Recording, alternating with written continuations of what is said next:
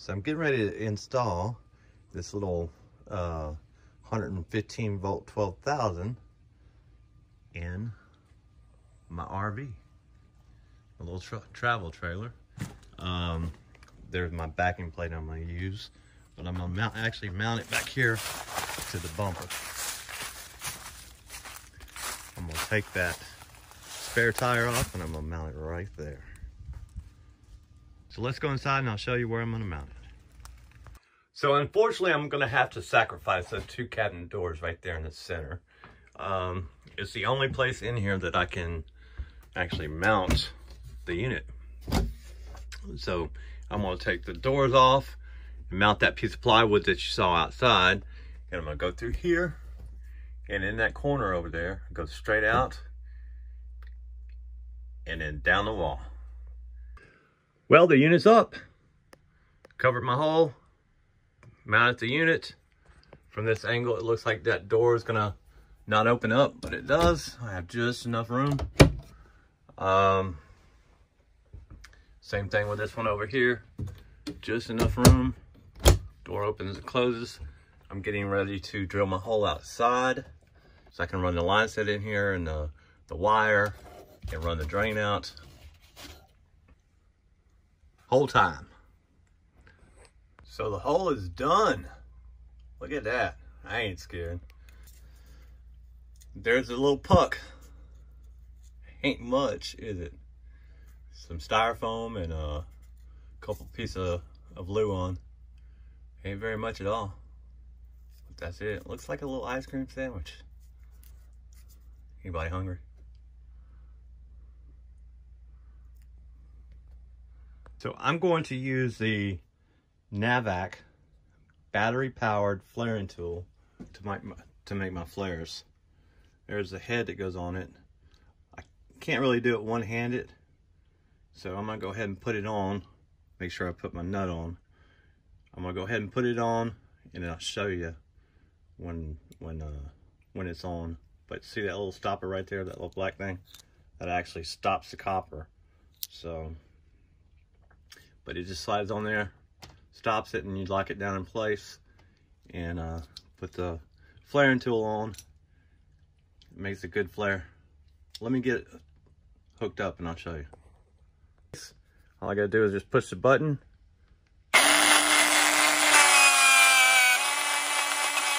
That's it.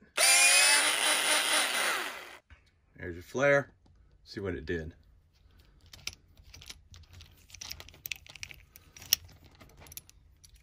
Okay, flare's made. All right, I'm gonna go get my torque wrench, get a little oil, and get it torqued down. So for my drain line, here's what I do. You can see you have this little nipple right there. Well, I take a piece of 1/2 inch. You can see it almost fits right there. So what I do is I take my hand swedger and I put it on 5/8 right there, and then I slide it over. I crank it down.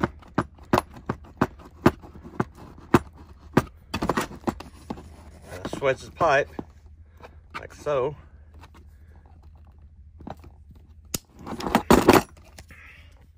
Like so. And it just makes it big enough just to fit right up inside there. So there you go. It's on there. So you saw how I had to pop it off, but it's definitely on there. It does good.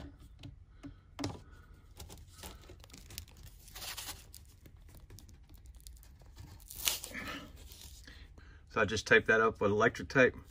It ain't going nowhere. The drain line is pointing down, so we're all good. All right, so I am installing the line hide now. You see I'm sealing it up really, really well, so I don't have any leaks through those screw holes. And I'm using stainless steel screws. You can see right there.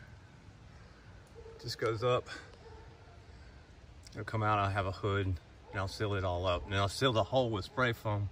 I'll tape it up from the inside, spray foam it. So it'll be insulated again. But yeah, that's how I'm gonna do it. This part's gonna come in, sit like that. So it's gonna go right on the other side of that brake light. The line height is done.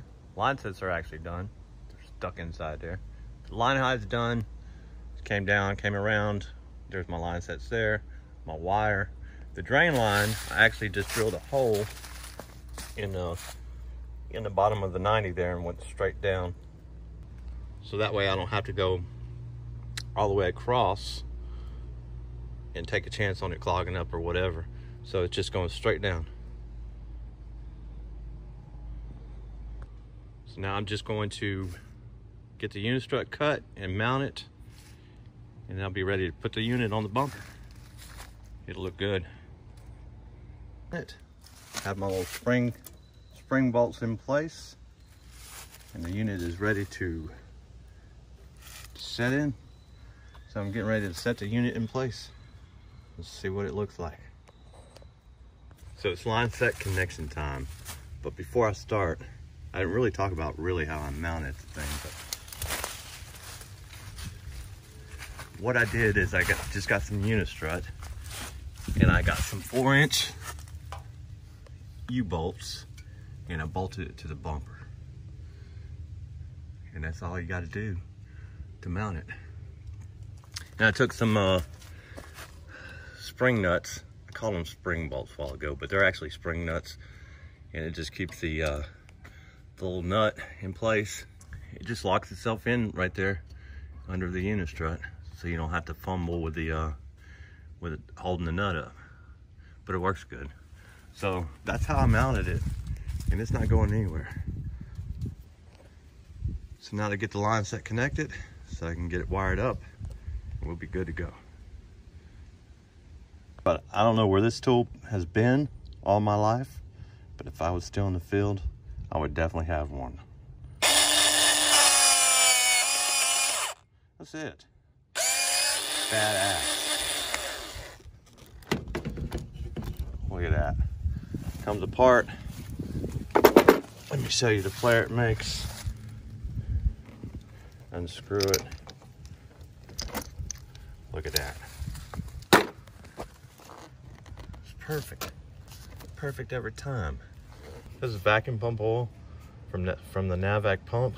Comes in this little container. Makes it really, really easy. So I'm just gonna take a little drop of it, put it on the face of that flare, and then torque that down. This nut's supposed to be torqued to 10 to 12. We're at 6.3. Hey.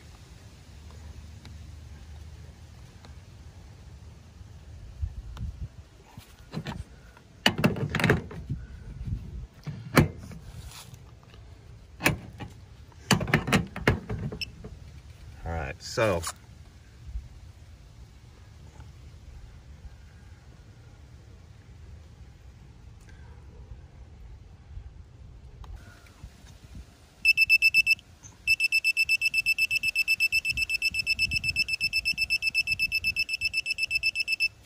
Alright, that's all I'm gonna do.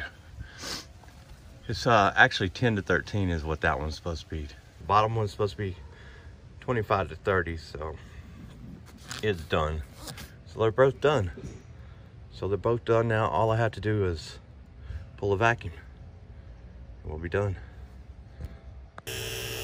Boy, it's hauling. I'm already down at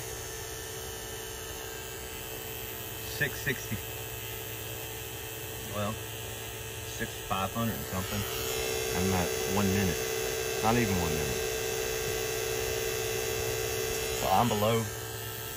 I'm 4 something now at 1 minute. So it's all about the hose, like I said.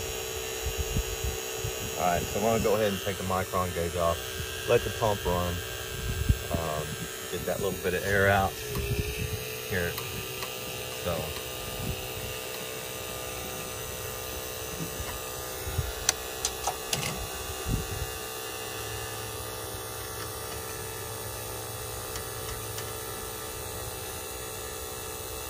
Alright, I'll let that run for just a little longer. Now go ahead and close the valve off and then open it up. So both the valves are open and I barely have this thing on. So what I'm gonna do is I'm barely gonna make sure it doesn't come off there when I open it up. So I'm gonna I'll open that up. Alright, now there's no air got into it. So now all I have to do is push this in and tighten it up and I'll be good. So it's all done. You notice here I have an extension cord because it's a 110 volt unit. I do have, of course, I have an air conditioner on the roof that I could still power off of and wire it up, but I'm gonna leave it as a secondary in case something happens to this. So when you're parked, you always have an outlet over here. So I just plugged it in right here and there's my power. So it's on a 20 amp circuit, so we'll be good. So I'm gonna go ahead and turn it on and see what happens. So I have to actually run the power into the panel because whenever I plug the outlet into a GFI, as soon as the compressor comes on, it immediately trips. So I guess the GFI can't handle the current, so it won't be a big deal. I'm just gonna run the power over there now. There it is, there's my connection. And you see I did seal it up good because water, and I'm not worried about what it looks like actually. So I sealed up all the screw holes. All right, so I've gotten the electric panel off, got my wire ran over to it. There's a 20 amp breaker right there. I just have to connect the wire and I'll be ready to start this thing up. It'll be long overdue for sure. All right, I just turned the breaker on.